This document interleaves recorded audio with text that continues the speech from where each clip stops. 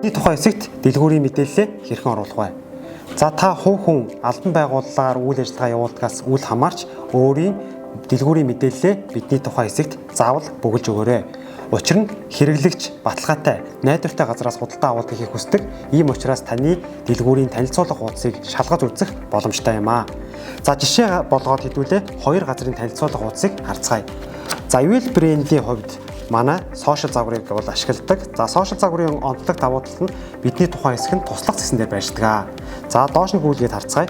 За доош нь гүйлгэхэд бидний тухайн гэсэн хэсэг харагдаж байна. За дараад ороход бидний тухай буюу Ивэл брендийн үүсгэн байгуулагдсан он сар өдрийг харах боломжтой байна. За тэгэхээр Ивэл брэнд бол 2009 оноос хойш үйл ажиллагаа явуулж байгаа ийм газар байх нь.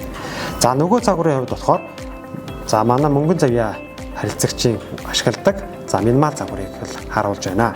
За минимал загварын хувьд болохоор хажуу талын цэснээсээ бидний тухайн хэсэг маань харагддаг. За дараад ороход тухайн газрын үүсгэн байгуулагдсан огноо болоод бусад шаардлагатай мэдээллийг харах боломжтой гэсэн үг юм.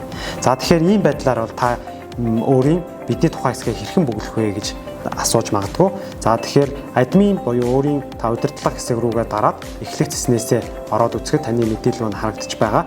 За доош нь гүйлгээд бүгдээрээ харахад за энэ дээр бидний тухайн хэсэг бас харагдаж байна. Тэгэхээр зочил веб гэдэг цэсний бидний тухай дэг цэс рүү дарж орно гэсэн. За бидний тухайн хэсгээр дарж орсноор та өөрийн мэдээлэлээ оруулж өгнө. За тухайлх юм бол та зураг буюу эдгээр газруудах шиг өөрсдийн зураг мэдээлэл оруулах нь харин доор нь тайлбар хэсэг дээр өөрийн текст мэдээллийг байршуулж буулгаад хадгалах үйлдэлийг хийснээр таны бидний тухайн хэсэг маань амжилттай хадгалагдана гэсэн үг.